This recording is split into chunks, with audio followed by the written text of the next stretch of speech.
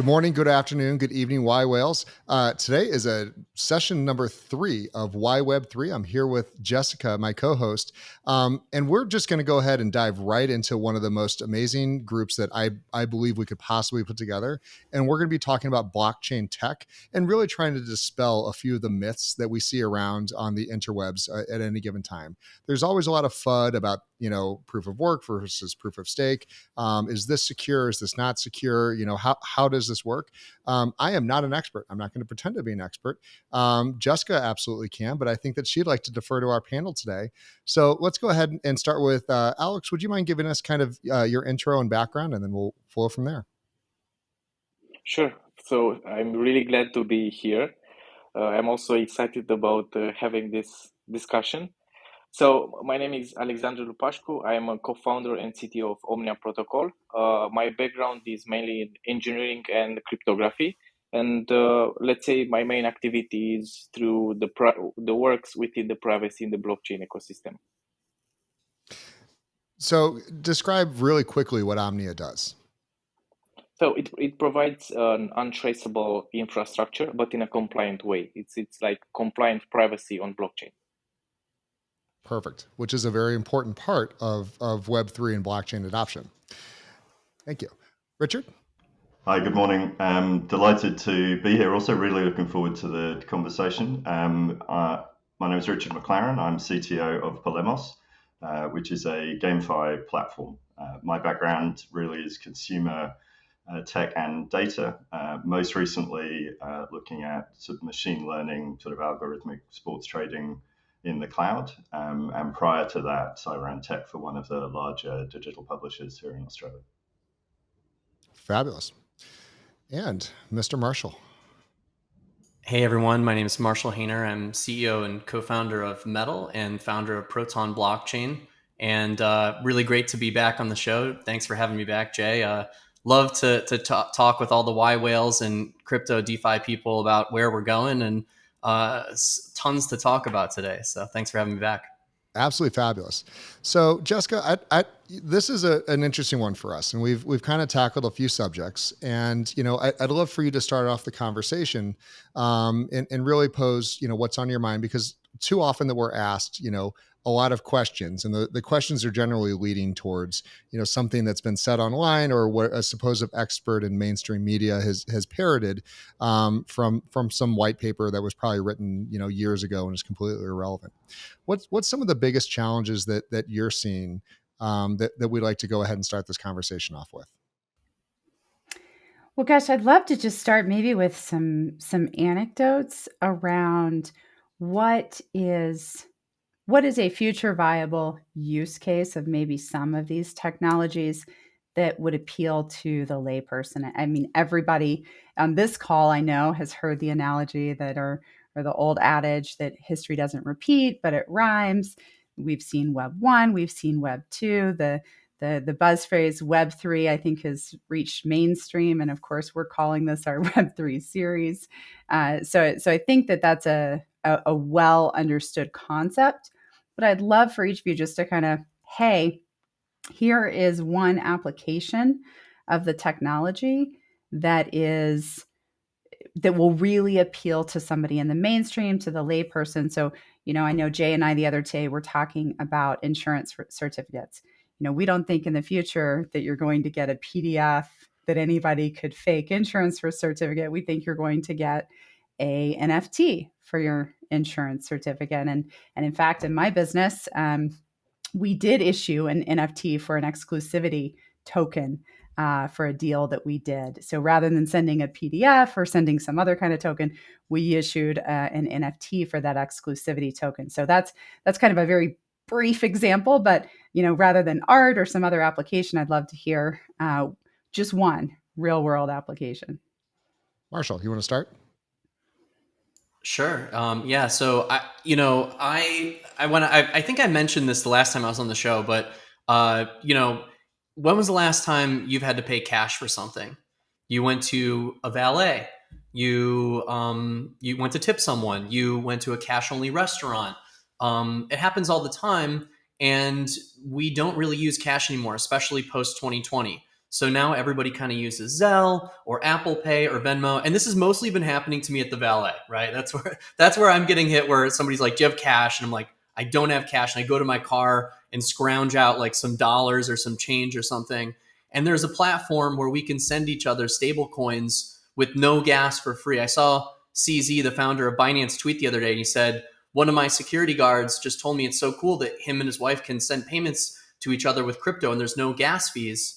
And I said, he must be talking about Proton, because there's no other blockchain that allows you to send with no gas fees. But, regardless of me shilling my own, crypto projects, that's where we're going, right? No gas fees, fast transactions, decentralized identity, attesting your insurance to the ledger. I got questions today and this past week about Proton KYC. What are we doing with that? And what we're doing is what a lot of companies are going to do, is we're going to keep the records in the way that we normally do, but now we're going to use unalterable ledger, whether it's Proton or other, to be able to verify that information.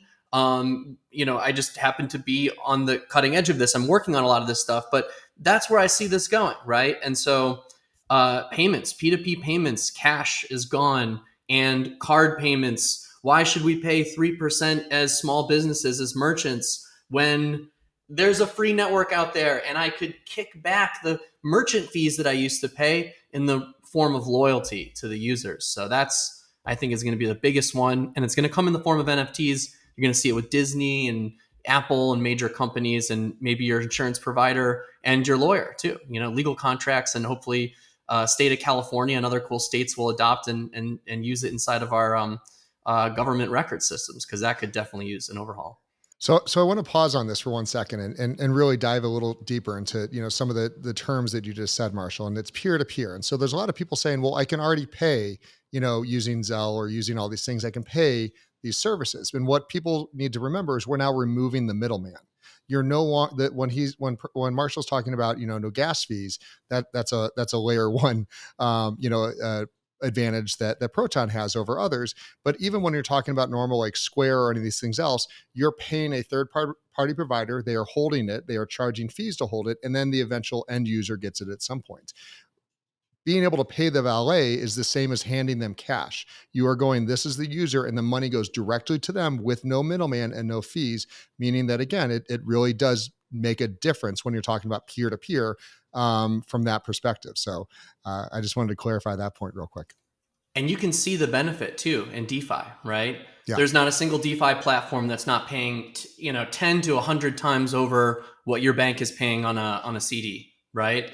And I want to make it easy for people to be able to get that $20 and turn it into $40 at the end of the year. And even though that doesn't sound like a lot, that is substantial, right? I think that, to be able to have that opportunity. So I think checking accounts are going to go away. And, outside of the Proton world, just to take a look at Curve for a second, look at the new 4 pool with UST pool and all this talk about how kind of Curve is the new DeFi savings account. That's what's the new savings account. So also savings accounts, right? Why would we ever? I actually was just thinking about the other day, I have a bunch of money not a bunch, but enough parked in Bank of America that what am I doing? I'm pulling that out into DeFi. And it should have a credit card attached to it, because I don't see a point in it being sitting inside of Bank of America anymore. It should sit inside of a bank that is focused on crypto, or inside of DeFi wallets where we have good control of the funds. Yeah, and again, never financial advice, but I just moved a bunch of money into a various loan protocols and earning 20 to 80% APY, on stablecoins. And I think that's a really, really dynamic difference that people don't understand. Richard, what's one thing that you think is just going to be that aha moment for a lot of, no coiners, I would say right now? Well, look, I'm going to talk about games, but you probably guessed that. I think the revolution that is about to happen in the way that people play online games, and those become real through crypto technology and NFTs, is something that anybody who participates, and we're talking about, you see $65 billion a year, $80 billion a year industry. So we have casual gamers who play mobile, we have more dedicated gamers maybe who play on PC or console. I mean, the way that they engage with their games is going to change maybe bit by bit over the next 6 months, but certainly over the next couple of years is going to be substantially different in a couple of ways. I mean, the items that you play with in game are suddenly going to become unlocked from the games themselves. You'll be able to trade person to person, just as you might do with Pokemon or Magic the Gathering or any type of card-based games, which are kind of the current paradigm really for many of the games that are coming out. But then also, I mean, we've seen it's. We may get on to talk about the metaverse a little bit, but gaming has a very mature metaverse in and of itself. So we've developed over the last 10 years huge communities of people who create fun and engaging and rewarding experiences for one another within these game worlds.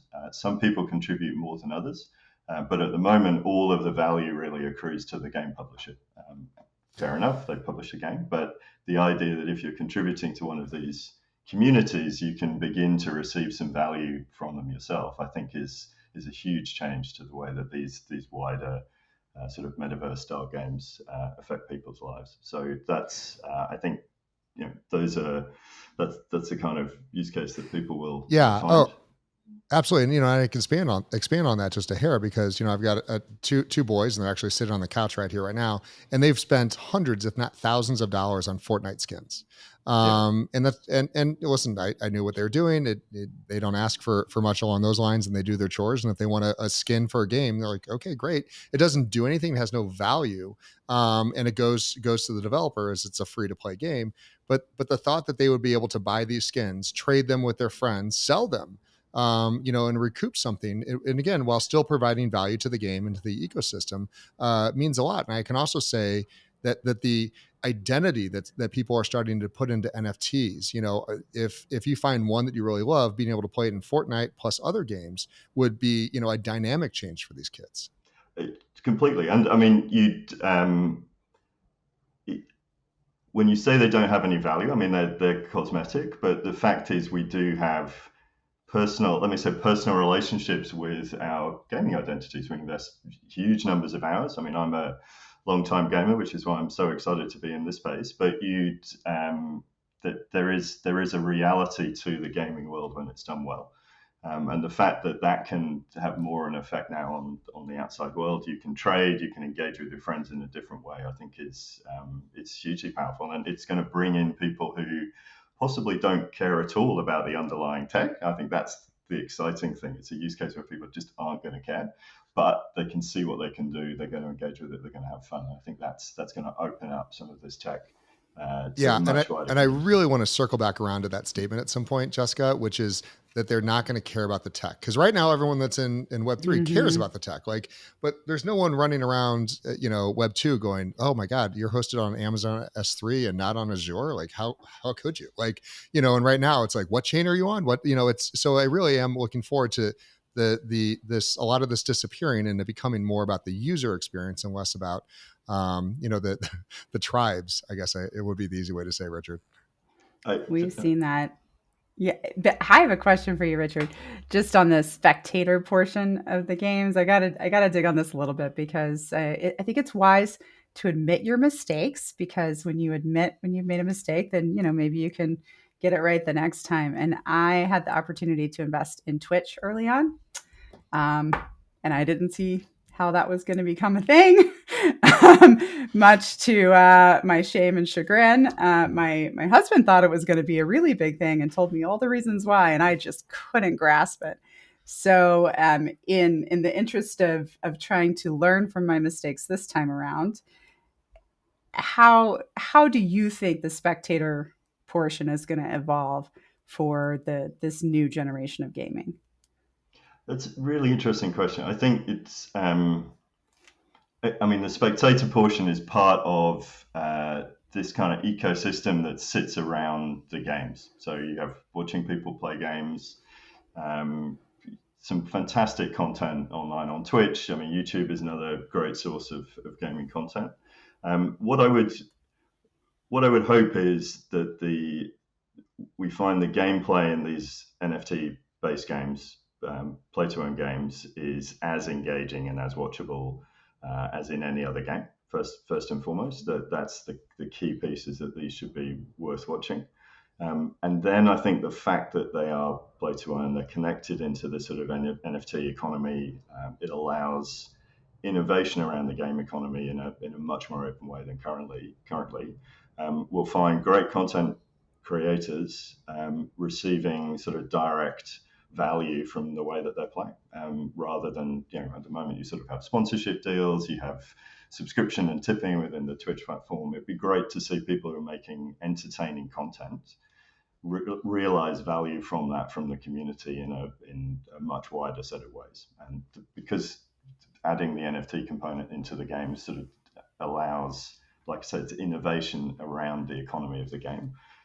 I would hope to see some fantastic models emerge, so content creators get rewarded better and in different ways. And we also see new ways of engaging with the games that we can't imagine at this point. So that's not a very specific answer, but I think that it's the fact that the value in the game is available outside the game and is available for innovation by the community is what's going to make the difference. So it's going to be a really interesting couple of years, as I said. Awesome. Alex, the same question, but slightly different, because you're a little bit more of business to business profile. How should a CTO of a Fortune 1000 company be thinking of blockchain? So I think the main thing that I would look at is probably where is, let's say, not the gap, but where you can combine the fiat liquidity or the classic technology company to what is happening right now in Web3. And if I were to zoom out a bit, this will probably add an echo to what Richard has been saying a few minutes ago, is that if you look at the transition from Web 1 to Web 2, is this part was initially read-only, then went to you can write blog posts. So it kind of enabled the creative community, and the fact that now with blockchain it evolved to industries, creative industries, with the NFTs, with the metaverse. I think this really created the flexibility and enables more interaction, mostly because it enables new segments to play with the technology and not care too much about the tech inside it. So I think the fact that these kind of groups, like in the gaming, in the NFTs, the creative industry, get to play with this technology really adds brainstorming and a lot of new use cases that appear right now. And I think as a CTO, I would probably look at how the technology is bent into this kind of new use cases that start to appear. So here I excluded on purpose the security part, because as you have mentioned, it might be like an inhibitor at the start for the innovation, for new use cases, but that's also a very important part. For example, if you look at let's say the metaverse and what is building right now, it can easily be turned into the next Cambridge Analytica scandal, because all the activity that happened in Meta, in Facebook, and the metadata that a company would gather from all those interactions, you can now gather that information from the, let's say, your behavior and how you interact with the in-game NFT collectibles. So this is also a very important part, but I think it's somewhere they're on the same level, but I think it's best to start with the innovation and the use cases, and then strengthen the security, not to inhibit the innovation. Perfect. Perfect. So Jessica, I'm going to dive into we'll see if we can fire a little debate off here. And I really want to talk about proof of work versus proof of stake. It's a common thing that we hear all the time, that proof of stake is superior, proof of work is outdated. And so I'd really like to kind of ask, and we'll go in reverse order. And so Alex, you're up, there's always those trade-offs. Proof of work, we have, Bitcoin to at this point has yet to be broken. There's yet to be any issues. We've seen that it is performed, under duress, under changes of entire countries, regulations, and it has survived, and to date has not had any hacks on it. Proof of stake, we've seen some bridges and some other things recently in the news that have had some troubles. And so, what's your thoughts on what it will take or to keep to kind of get that gold standard for proof of stake to live up to where proof of work is today? I think it's going to take some time. And I recently read a paper published by Vitalik about he's protecting let's say, the Bitcoin maximalist. And what he said in that blog post was that the Bitcoin maximalist culture is that they start simple and they keep it simple on purpose. And why they do that is because they are very aware that right there it's an adversarial environment. So it's very Byzantine. You cannot assume that there is going to be friends or somebody is going to respect the protocol just because it's his responsibility. You have to assume that somebody is going to break it.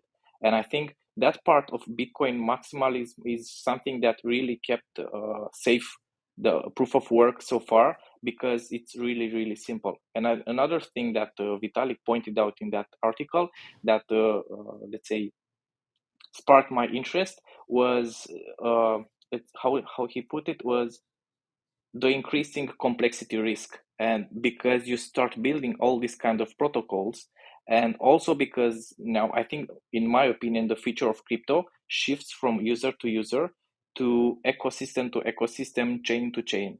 And here is where the bridges come in part. If you look only at the hacks that happened this year, I think the wormhole bridge on Solana had like 350 million hack, and more recently Axie Infinity had like 600 million. This is 1 billion in total in 3 months this year, and both of them was due to how they set up their validators and the bridging between how they took decisions between one chain to another. So I think this is going to be a big issue in the future. How can you add more, let's say, features in terms of scalability, as is for proof of stake, but maintain that simple technology in how it works, such that if you break it, does not affect the entire ecosystem. It does not have this systemic complexity. Awesome. Richard? Well, look, I'm not sure how much I'm going to be able to add to Alex's answer. I certainly understand enough about cryptography to know what I don't understand in terms of the relationship between proof of stake and proof of work. I think maybe a couple of points. I mean, one, I think it's an issue that has to be solved. So proof of work and the inefficiency of proof of work is a barrier to adoption in the broader community, because people think about the environmental impacts of large-scale proof of work. So that is something that needs to be addressed one way or another. It is the most common thing that comes up in terms of why, if you're a crypto skeptic, why aren't you involved? Why aren't you more involved? Even for people working in the industry, it comes up a lot. And the second thing is, really to Alex's point, it isn't that proof of stake cannot be made secure. It is, if you look at some of the attack vectors of the recent breaches, it's always easy in hindsight, but you'd argue that there's just a level of diligence, if you like, that I'm sure that everybody's working hard. There's brilliant people involved, but we're learning to close some of these doors, as one does in security, and the sort of a base attack on the protocol that we've seen is not the only attack vector. It's not the only security threat that we find in crypto. So we will get better, and I think it is a problem that we have to solve, because proof of work is not viable long term if we want this to be something that everybody's comfortable using and that everybody wants to use. Awesome. Marshall, you've got a number of bridges. You build these out yourself. So Let's start with, because I like the bridge question, but let's talk about the kind of proof of work versus the proof of stake, and then if you wouldn't mind expanding on really your thoughts around that bridge hack that just happened. Yeah, I'll start with saying I'm a big fan of Bitcoin. I was very early involved with Bitcoin mining and early Bitcoin community. So I say this with all the love. We don't need proof of work anymore. It's unnecessary. It's wasting a lot of energy. And there's a lot of people, if I was at the Bitcoin conference right now, I wouldn't get on stage and say this because I'd get a can thrown at me or something, because it's kind of semi-religious, right?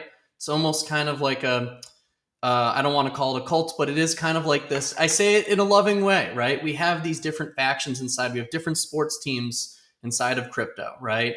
And the Bitcoin group is the oldest group, and there's all different flavors of Bitcoin community, right? You have your hardcore, there can only be Bitcoin people. And then you have, like your Eric Voorhees, like hardcore Bitcoin guy, but loves altcoins, loves blockchain, just loves it all, right? And you've got your pomp, and then you've got your Raul Paul is a good example, right? You've got your different flavors of Bitcoin people. So I'm a Bitcoin guy for sure, but I'm also a crypto guy first and foremost. And so I just believe that we don't need it anymore. I've seen enough, and I work in the space enough to know that we don't need it. But the thing is that it's really hard to change, and just as hard as it is to change the banking infrastructure in the United States and the world in terms of blockchain technology, it's just as hard to change the incumbent blockchain technology in the way that it is. So everything is paired to BTC. I just noticed, Proton went down a little bit. No, Bitcoin went down and brings everything with it, or goes up. So we watch Bitcoin. Will it come off of proof of work? I don't know, because it's kind of like we all have like the gun to each other or whatever. And, who's going to not do proof of work mining first, right? By the way, I'd like to add Bitcoin was actually technically kind of hacked. In late 2010, or maybe it was early 2011, there was a malicious fork. And it was the first, the first mining fork of all time. It was quickly fixed, but that did happen many years ago. Now it'd be very hard to change that, because at the time there wasn't the mining cartel that there is today, and ASIC chips aren't where they are today. I do think that there is security in it, but in the original Bitcoin ethos was actually that it was it didn't have any place to trade. There was no merchants using it. And so the original idea was kind of, not only was the consensus mechanism, but it cost you money for that hardware and electricity. So it's kind of like the alchemical transmutation. But now if we have more efficient systems, can we do it? And I would say Proton and EOS.io and Cosmos are proof that works. And I would also say Polkadot is proof that works. And number 7, number 3, number 7 cryptocurrencies, these are multi-double digit billion market caps, are secured by proof of work. If it was hackable, don't you think somebody would just take the money? I feel pretty strongly about this. And so, yeah, I would love to see Bitcoin go proof of stake. We can go proof of stake, and we don't have to burn this kind of energy, and we can lose all of that negative criticism towards us. And I know I'm going to take a lot of heat for saying this, but it's the truth. And I've been watching this from the very beginning. Jay Kwan, the founder of Cosmos and Tendermint Consensus, is a good friend of mine. And I was, supporting him and watching him from Tendermint from the early days. We've all been working on this for a long time. It's possible. You can do it. And Proton is proof of that. And Cosmos is proof of that. And, check it out. Look, things get momentum and they get no inertia at the same time, right? It's that old adage about turning a container ship, right? Bitcoin has become the container ship of crypto. So I hear what you're saying, Marshall, about being able to do it for some of these new protocols. What would it actually take to do anything with Bitcoin at this point? What are the mechanisms by which that could actually happen? Just, helping in as much layman's terms as possible for our folks. Yeah, I would put it on the world leaders. We're at that stage now where Bitcoin and blockchain is at the stage where it is an international topic. It is now known by most people, even if they don't have cryptocurrency. If you say the word Bitcoin or cryptocurrency or Proton or something, I've heard of that, right? So people know about it. Dogecoin, people know about it. Metal. So now we're at that stage where people know about it. They're starting to become familiar with it. We're not at the phase where everybody's used it, but every world leader is aware of it. Central banks are looking at it, and CBDCs and some countries like El Salvador are putting it on the balance sheet. So it's officially fair to say that it's an issue of governments and world leaders to look at the opportunities to promote efficient blockchains and blockchains that integrate reg tech. And I just keep saying it over and over: efficiency, regulation, technology. Give the government credits, tax breaks for startups willing to do this and to put energy into it. Promote those companies. I think it was a shame that our president didn't really promote Tesla, but then recently I think the White House finally gave a nod to Tesla for manufacturing EVs in the United States and being a leading manufacturer. So in the same way, we need world leaders and we need governments to kind of step up and say, we're going to give the credits towards entrepreneurs, tax breaks, incentives, work together with our various government agencies, Office of Innovation, to help further these blockchains and involvement in banking, in government, identity, by basically kind of giving them the green carpet, rolling that out for the companies that are doing it right. And it's not just the energy efficiency, but it's also the identity and the reg tech. Because, when I launched fiat or identity on Proton last week, I got a lot of flack. What are you doing?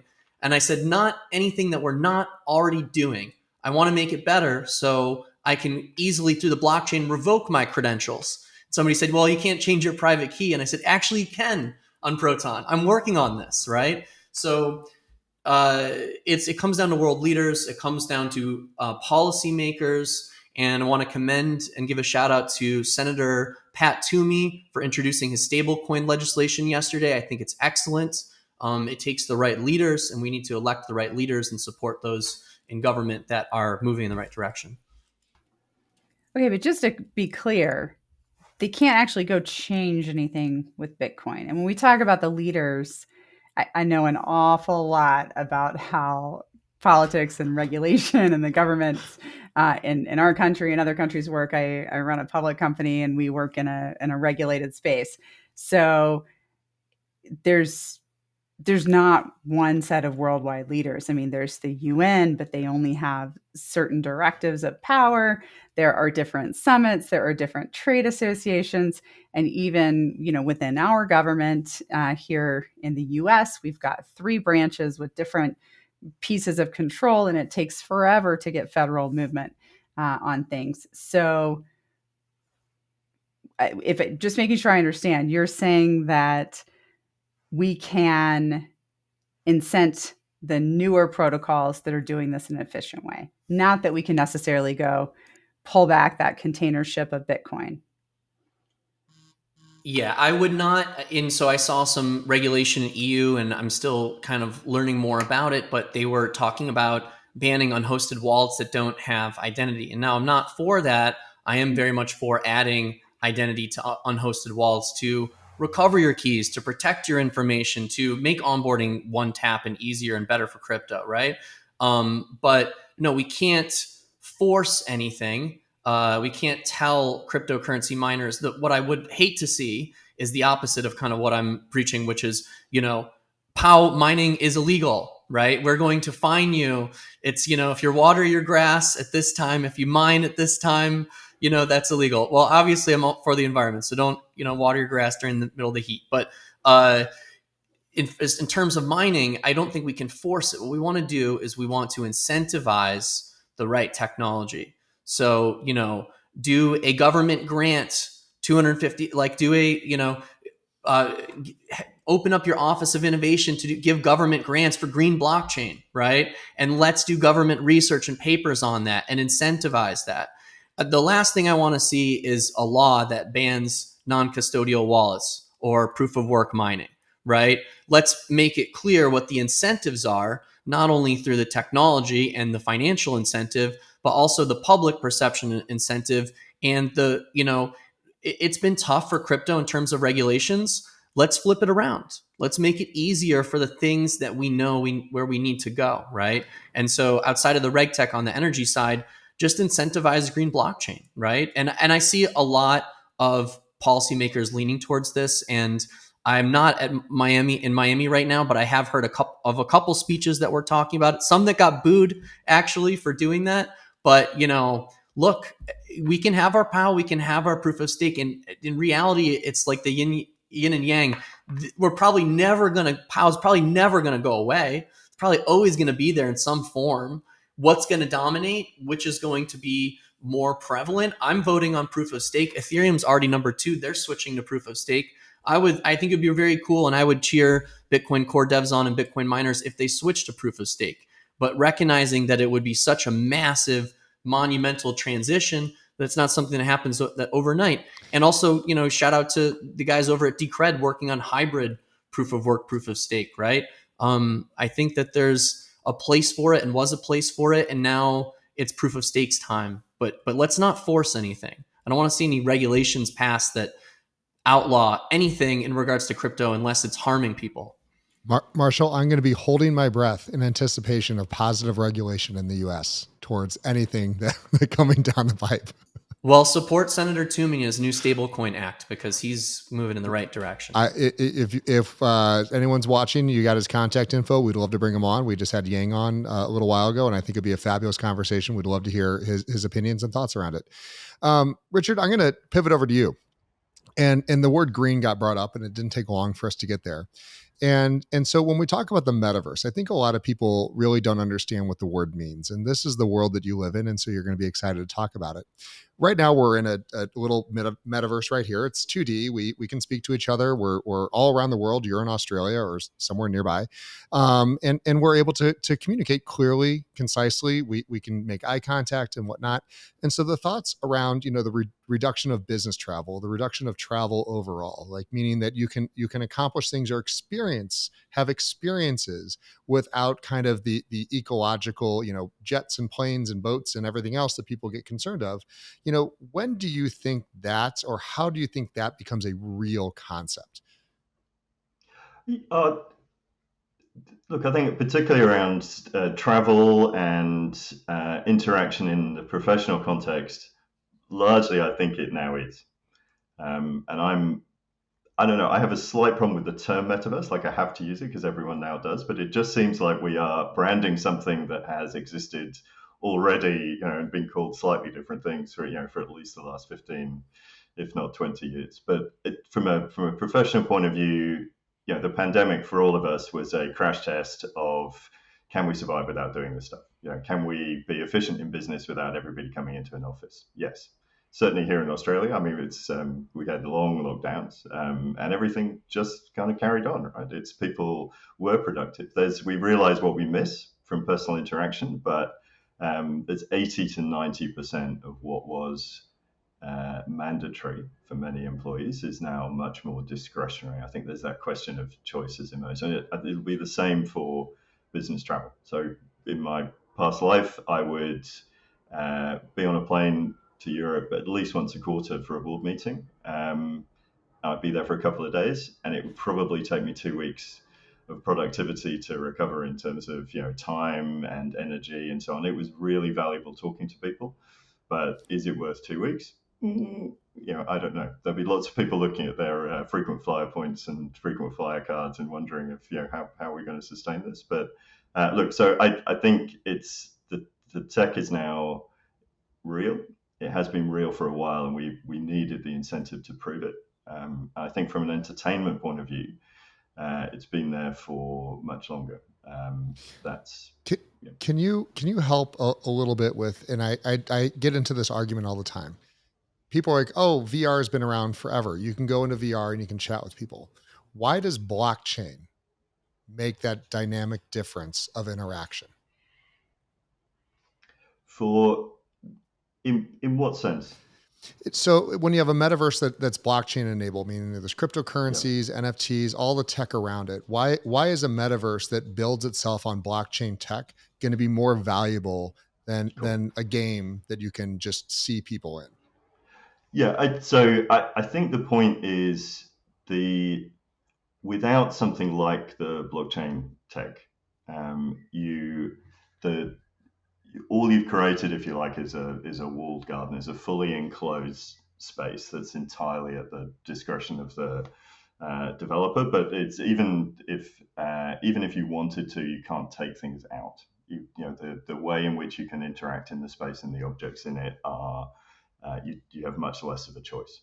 So what attachment to something like blockchain tech does is allow those digital assets, the things that exist in the space that you interact with, to you have a choice about how you interact with them and how you use them that aren't necessarily programmed in by the developer of that space.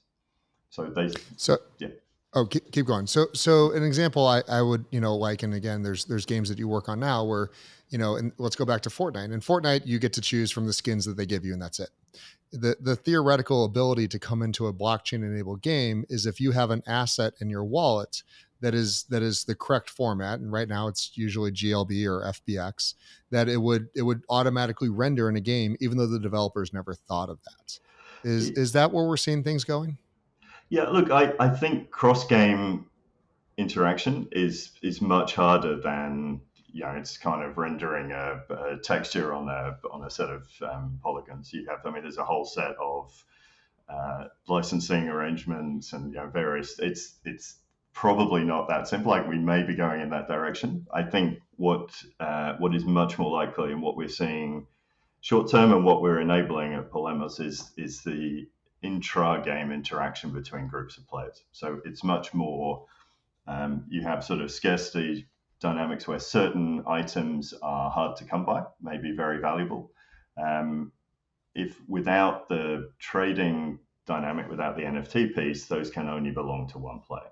But wouldn't it be great if you can borrow that for a day? Like you have this item that allows you to play in a particular way. You've seen a video about it. You've seen someone on Twitch, with particular styles of gameplay that unless you have the thing, you can't do. Rather than having to go out and buy one or farm for 3 weeks and hope that the RNG gods bless you and you get a drop, you can actually go somewhere, pay a little bit of rental money, get it in your wallet, play with it for a day, have some fun. Actually, I'm done now. Give it back and then move on. It's that interaction. That idea of trading sort of within the game universe is probably where we're at more than out of the box intra-game interactivity where all of this careful balancing and so on that game developers put in gets broken because of you've imported something from one game into another. Perfect.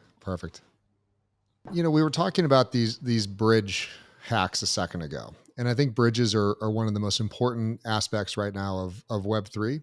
And so I'd like to kind of jump back to that a little bit. And can you describe, what a bridge is, why it's useful, and why they need to be one of the core features of any and all chains? And Marshall, I'm coming to you after this. Yeah, I think I would probably choose the wormhole bridge because I did a deep dive on that hack. So I think in my opinion, and I'm not an expert on this subject, I'm only diving in through the security lens. In my opinion, there are some kind of centralization, how can I say it, centralized groups of validators who can impose the trust or at least put the stamp that you are doing an operation from one chain to another. So just to give a short example, if I want to bridge some, let's say, USDT from Ethereum to Solana, I need to deposit some USDT into some kind of smart contract. And these validators that actually build up the bridge would have to somehow sign all of them and agree on a consensus that I have deposited this amount of USDT on Ethereum such that they can mint it on Solana and send it to my wallet on Solana that I control it.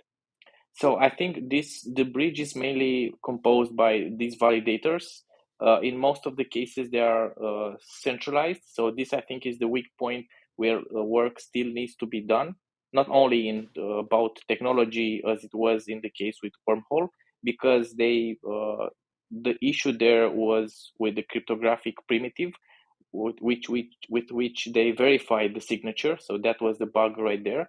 But I think there is also a lot of work to be done around the incentives, how to maintain the consensus of their validators who actually port that consensus to one chain to another. So that's my view around what happened with the bridges and why they are important. I think there are the sweet spot and the weak point right now when it comes to chain-to-chain communication.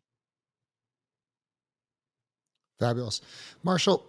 You've got a number of bridges in place, and what's your thoughts on the evolution of that technology, and kind of what's the problems with them today? Yeah.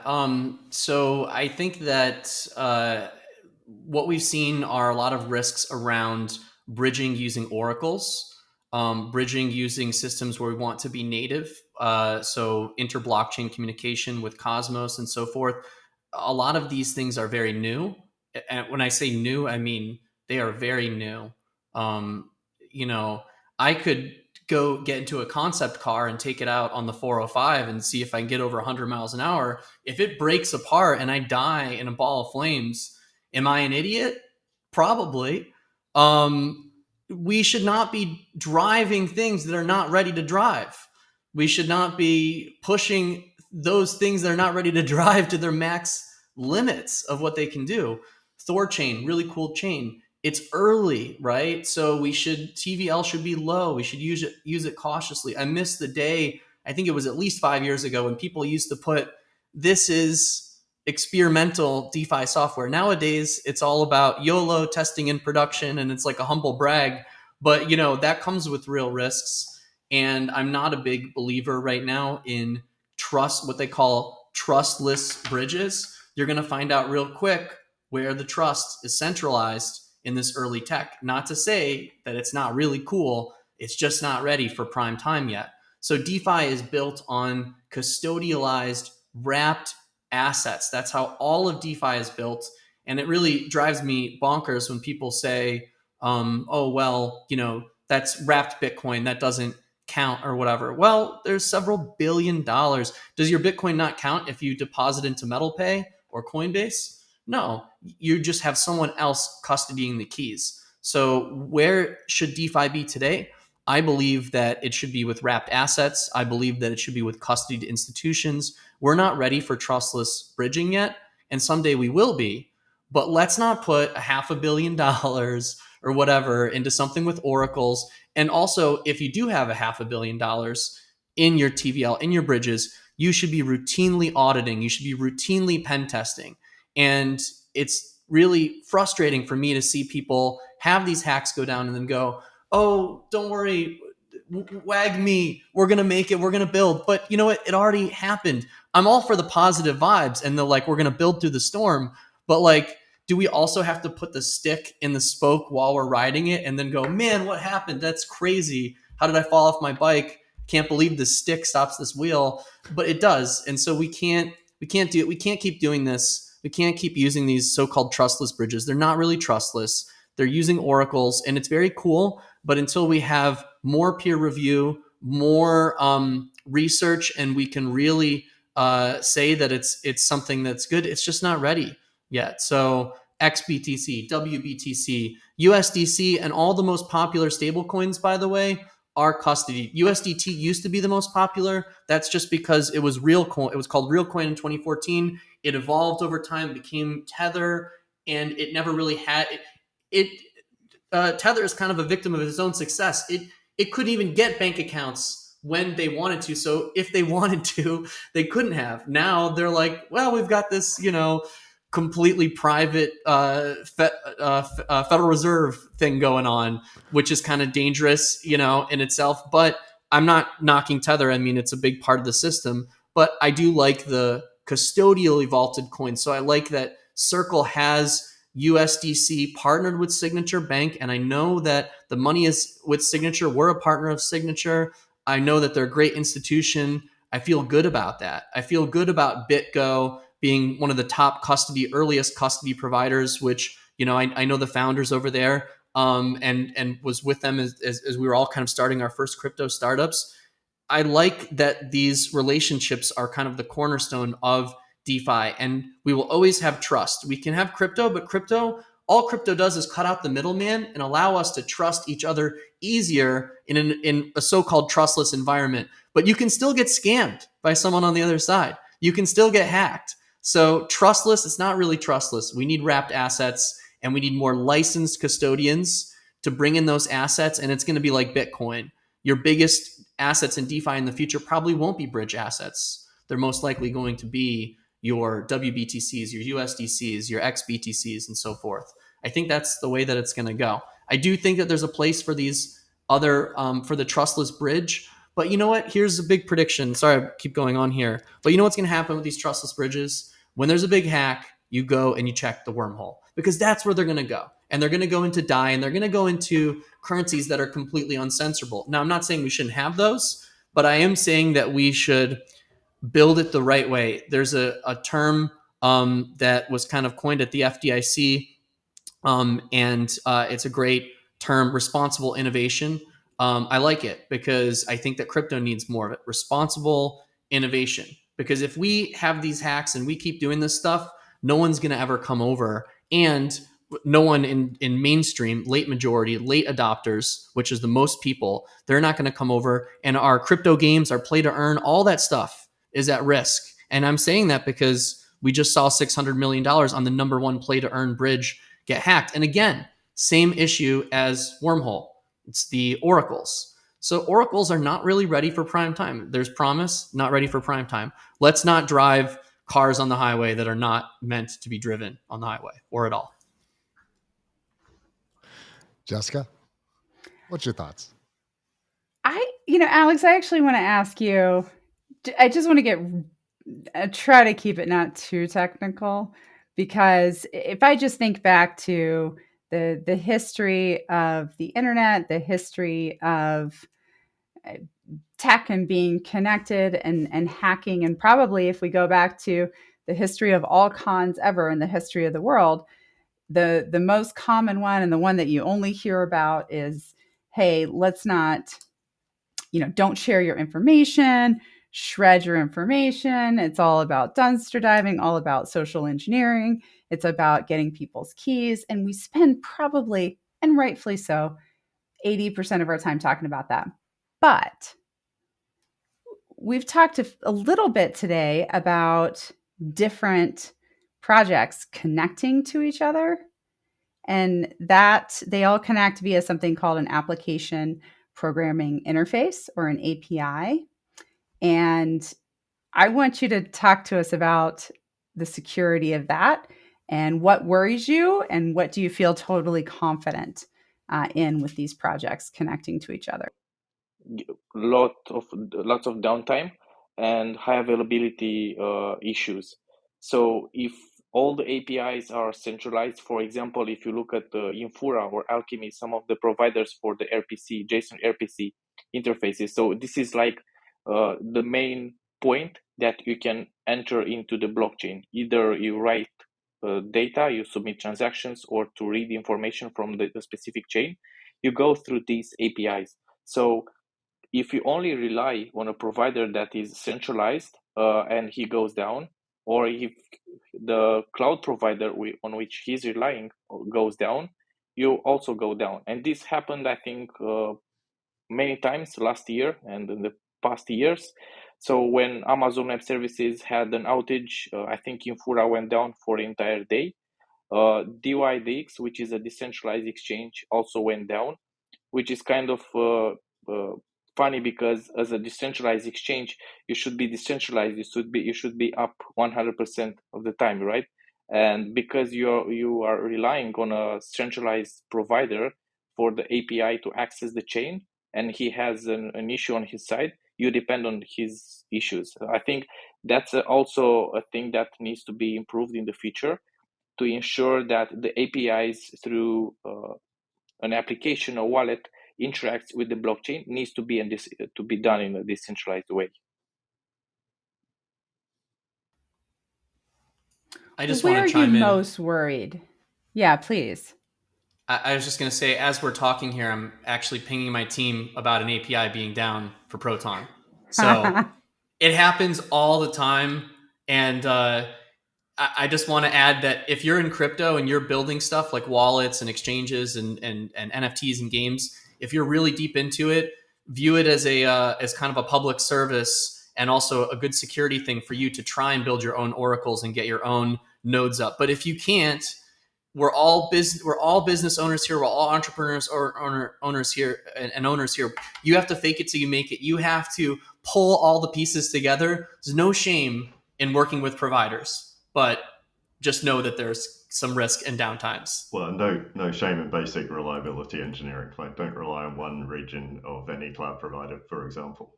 So there's just some real basics here that we need to make sure everybody's aware of. I was just going to say, if you get bad chain data, that's the biggest risk, right? If one provider was feeding everyone chain data and an attacker hacked the provider, which we haven't seen that happen yet, that's how you could have like a really big hack. And I can tell you many years ago, it was like 2013 or no, 2014 or something like that.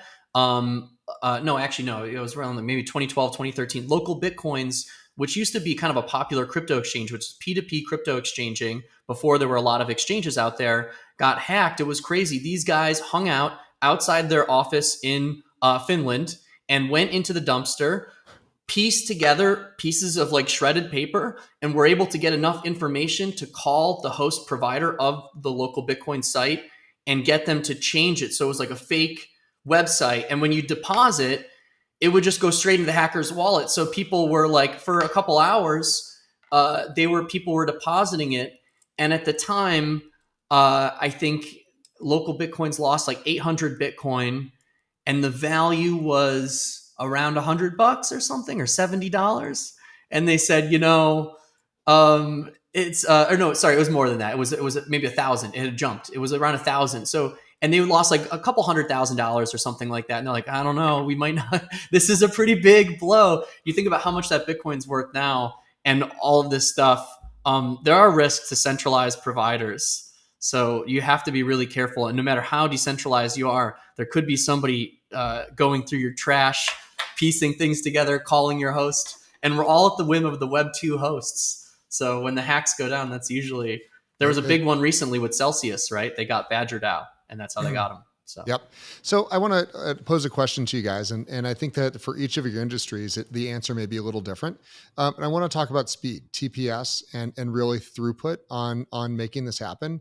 Where do we need to be for mainstream global adoption? And when I say mainstream global adoption, that Web 2 is essentially no longer necessary. The traditional Rails, Swift is kind of archaic, and Visa is moved over to blockchain. What would a chain speed while staying secure need to be, and can that happen to manage a global economy? Marshall, I'm going to go ahead and start with you because you're right on that. Yeah. So it's got to be faster than 7 to 14 transactions per second. I'll say that much. And it's got to have fast finality. That's another thing people don't talk about. People talk about transactions per second, but if you don't have finality, I mean, I can write a 1,000-page book in a week, but it's all gibberish. It's not like you're going to enjoy it. So if you don't have finality, transactions per second mean nothing, right? It's like market cap without liquidity, right? So good finality. We need to be under 1 second finality. So we're already there, I think. In terms of the finality, we're there. A lot of chains have, fast finality. Transactions per second, I don't think that it has to rival Visa's, 30,000 transactions per second out of the gate. It's, everybody's focused on this and, can we get to 1 million, 100,000 transactions per second? Probably not out of the gate. I think that that's not really, doesn't matter as much. We do need faster finality, and we do need to be above 1,000 TPS for a mainstream adoption to happen.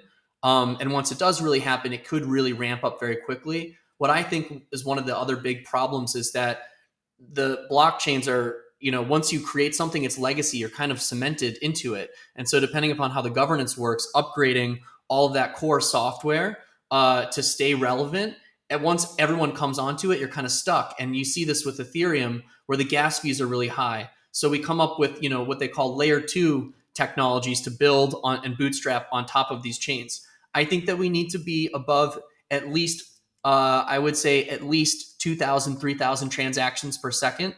I would say that we need fast fiat on ramps. More than anything, we need the regulatory clarity, and the large mainstream partners like Stripe and Checkout.com and all of your fintech partners to integrate these technologies. And all signs are pointing to that, with Stripe launching their new Web3 offering. I heard today Bolt.com just acquired Wire for $1.5 billion in stock and cash. All the right things are moving in that direction to create a single sign-on unified identity. So we actually need the identity and the on-ramps more than we need the transaction speed. So, Richard, I'm going to ask you a quick question, and because you're actually building things and helping to really build on the chains. Are side chains a viable long-term part of the ecosystem? The short answer is yes. I mean, it's there's some really interesting points coming out of the discussion in terms of what people actually need.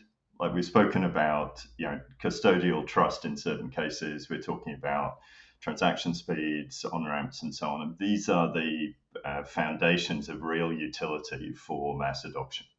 And then what we're also saying is, well, you can't actually do them natively on some of the underlying tech as it currently exists. You need something else on top or to the side, or however you want to draw your architecture diagram. So there's a really interesting, I think, tension emerging between what we have to do to deliver these functional elements in a crypto world and what we are choosing to retain of some of the underlying philosophies of the chain. So the idea of completely trustless that Marshall was talking about a second ago, is that really something that mass adopters are going to care about, or are they okay understanding that there's there may be one or a group of entities that they probably trust already in their daily lives who are backing this stuff up? Probably the latter, and in which case you can make some technology choices that deliver some of these additional functionalities. So, and we're seeing that on in gaming as well, where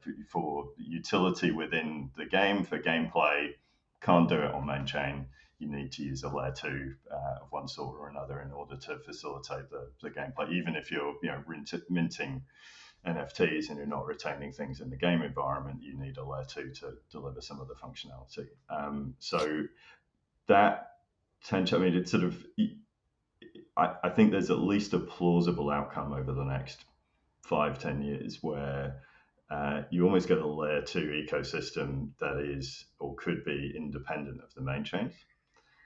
Because of the sorts of speed and functionality that are required by use cases that people actually need. And the question is, would anybody in that mass adoption cohort really care? I'm not sure. Alex, do you think that gas fees are something that anyone should ever think about when they're utilizing a blockchain? Do you buy into it's secure because it's expensive mindset? It might secure some of the things, but I don't think this should be a thing that users should be aware. I think this should be hidden behind the UI. Users shouldn't be thinking at all about the gas costs and all this stuff. They were very useful at the beginning because they allowed the experts and people more acquainted with what's happening with the technology to be able to tweak the parameters to get a transaction going and so on. But in order to reach mass adoption, I think this kind of, let's say, parameters should be hidden and optimized by the user interface. Jessica, when we talk, I mean, and we talk about interfaces all the time and user interfaces, what do you want to see wallets go to? That's the bridge and the gap. I mean, that's how people are going to these, and clearly, like, this is not the future. And Ledger, I love you, you're great, but this is not what is going to happen mainstream.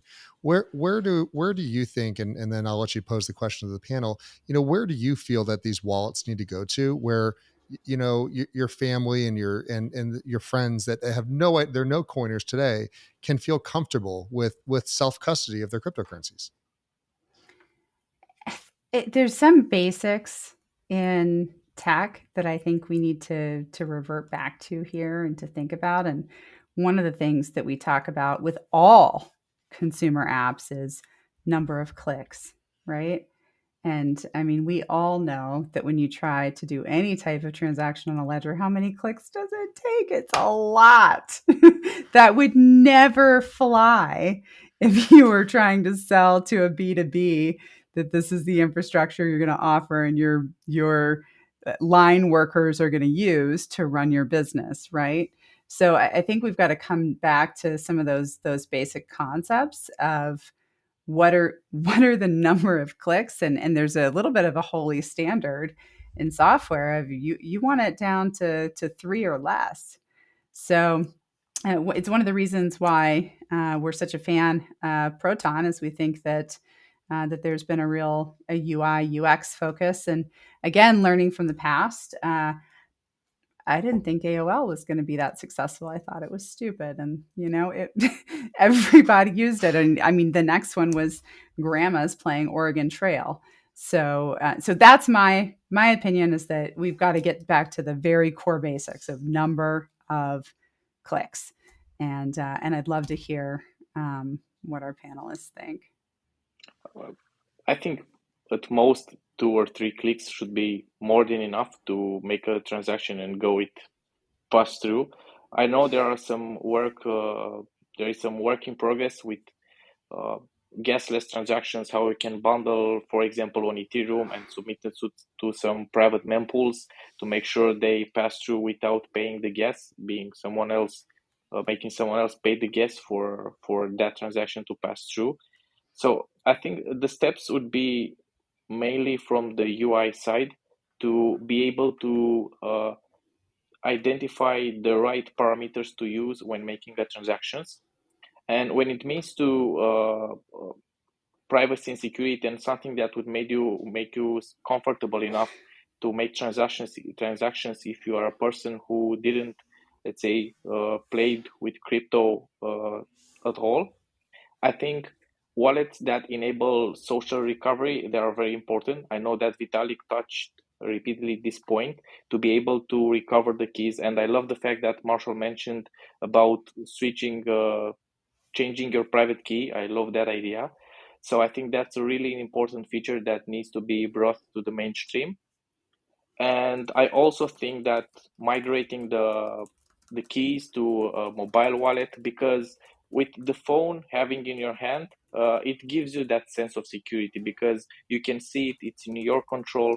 But I think there also a lot of work needs to be done in that part, because when it comes to mobile and hardware security, there are 2 types of approaches. One is the strong box, where you have like a dedicated chip that maintains the private key, very secure. It's protected also by electromagnetic means. You cannot extract the key by other means, like temperature variation or other things. But this is like 3 or 5% in the hardware, in the mobile out there, because 95% of 90%, they are mostly trust execution environment based implementations. So what this means is that there is a piece of software in the operating system that handles that for you and gives you the impression that is secure. But in fact, all the operations are in the single chip, in the same processor that also is used when you play something on your phone or you are downloading an application through other means than the official ones. So I think that are the points that needs to be touched in the future to help the mass adoption. So I want to clarify this point. So you believe that to have a mass adoption of a secure wallet in your phone, you do need a separate chip, or most likely a siloed part of that chip? Yes, I think it's very important. And I mentioned that because there is a regulation here in Europe for qualified signature. So it's the digital signature that has legal binding value. So one of the requirements in those areas, if you want to qualify a device for that, it needs to be strong requirements regarding the electromagnetic radiation that helps, let's say, revealing the key through operations. So you need a lot of protection. And this is usually done by having a separate chip, secure element dedicated only for cryptographic purposes. I love it. And I'm gonna throw that over to Marshall because you have experience in this with Yeah, WebAuth. I just wanted to add, so we started in crypto with kind of the hardware wallet with the introduction of the Trezor and the Ledger, and then other things came out like Key, and now there's Arculus, and there's all these different hardware wallets. Square is working now. Block is working on. I saw a picture of it on Twitter. They just shared it, and they're coming into all these cool form factors and different things like that. There's also YubiKey, which is very cool, and Yubi just launched their biometric YubiKey. But what I will say is that every phone has a secure element on it. Most hardware devices, and not just phones, but all Apple laptops and computers, most Windows machines have the secure element in the notebook. And you can use Windows Hello to sign with that. You can sign on the MacBook with your touch fingerprints. And so what we need is better software to access the secure elements. And WebAuth is pretty interesting. What we built with webauth.com on Proton is we access the secure element of your device, and we use a protocol known as WebAuthn, which can access the secure element on your device and sign with that element. So you don't really need a Trezor or a Ledger anymore because you can have the secure. If you want to add that extra level of security, I think that's fine. You have a kind of a dumb device that doesn't make phone calls or anything like that. You can say that it's cold because it's not powered up or it's not connected to anything. But I think in reality, what you want is kind of a multi-device world. And that's what WebAuth allows you to do, is to add, you can add a Trezor or a Ledger as a signed authorized device. And WebAuthn will allow you to access the secure element on the keychain. So now you can sign crypto transactions on Proton with other major cryptos like Bitcoin and stablecoins like USDC, XUSDC with the secure element on your phone with your face or touch ID, and you didn't have to buy an extra piece of hardware. That's what's going to take off for mainstream. No gas fees, and already have a hardware wallet. It's called a cell phone. And guess what? Your your leather wallet with your cards and all that stuff, it's gone. Give it 5 years, it'll be completely gone. And I hate to predict this too, but hardware wallets are probably also going to go in a very radical direction where I think there's a future for a Trezor and Ledger where they maybe get bought out by a Samsung and different mobile providers. But it's already in your phone. It's already there. Webauth.com, you can try it out. And the future is really Face ID and Touch ID using the secure element on the devices that we already own. So devices that we already own are going to get better. That's what I think is going to happen. Awesome. Richard, I'm going to change the question just a hair for you. And when we're talking about gaming, we're talking about metaverses. And I'm thinking about back in my gaming days, if you went to the last 3 games that I played, I probably had hundreds and hundreds, if not thousands, of various assets across the board. And so in this NFT world that we're moving to, where you can own these and move them around, how no one's yet come up with a file folder structure for a wallet. How are people going to organize themselves, and how are people going to manage if this is truly, the world that Marshall just said? My Dropbox has, I think like 12 terabytes of data in it. Like, how are you going to manage these assets? Well, let me just make a comment, perhaps to Jessica's point earlier, because if you think B2B is hard, try B2C. Like that is, in terms of usability, and if I won't say how old she is, but if my mum can't use it, it's too hard for mainstream adoption. So I agree 100% in terms of the tech enablers, but it's just much, much too hard right now. And it has to be simple. It has to be that less than 3 clicks. So that must be where we get to. The same applies to answer your question, Jay, in making it easy. I mean, one answer is come and join Polemos when we have our platform stood up. We're working very hard on unifying essentially all of these asset formats.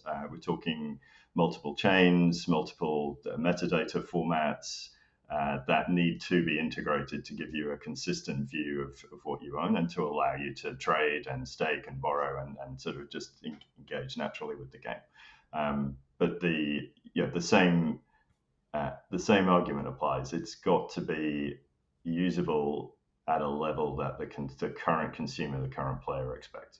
Nobody is going to go out of their way to deal with something that is more inconvenient than they used to, unless you're giving them a really compelling proposition. I think nobody is going to believe that, quote, using crypto is a compelling enough reason to do something that's less convenient. So that focus on usability and the usability standards that we already have, that needs to be where we're moving into for mainstream adoption, because people, like I said earlier, people don't care about the tech. They just want to get their stuff done. They want to have fun. They want to complete the transaction. They want to tip the valet, whatever it might be. We've got to get out of the way. And I really appreciate that. So as we kind of are running out of time here, I want to take a quick wrap up and consensus around the room. What I took out of this conversation is really important. And that is, yes, we are early, but there wasn't a single problem that we threw at this panel, which again, I say are some of the smartest people around Web3. And there wasn't a single problem or issue or thought that isn't already on the roadmap, that isn't already under works and being tackled. And I think that's the important part is back in Web 1, nobody really understood where we were going. They couldn't imagine in a digital future was something that really only a few people really far out thought. The thought of selling books on the internet or accepting a credit card was just like, oh my God, why would anyone ever do that? That's insane.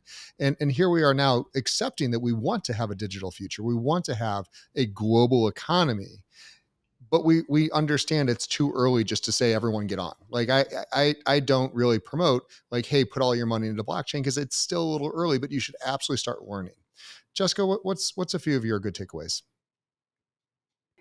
Gosh, I think that this takeaway around the need for regulation, I know that is a continuing conversation, but there is a little bit of, until we have some comfort there, we're going to struggle with some adoption. So I think that's important. And then just a second takeaway that everyone here is really thinking about usability and understands that that's the next wave, and that we're not going to be talking about protocols and APIs. And, we did here, even in this group, tiered toward a layman's audience, but that's not the future. And I think we all understand that. And it's the building blocks to get to the future. So that's my takeaway. That's amazing. yWhales and everyone else who's watching, I really want to thank you for this special episode of yWeb3. Jessica and Marshall, Richard, and Alex, thank you guys so much for your time today. I really, really appreciate it. We've got some amazing projects that are out there with Polemos, Omnia, and Proton. And again, if you have not played around with any of these protocols, I wish you the best of luck with Omnia. But the other ones are very easy to work with.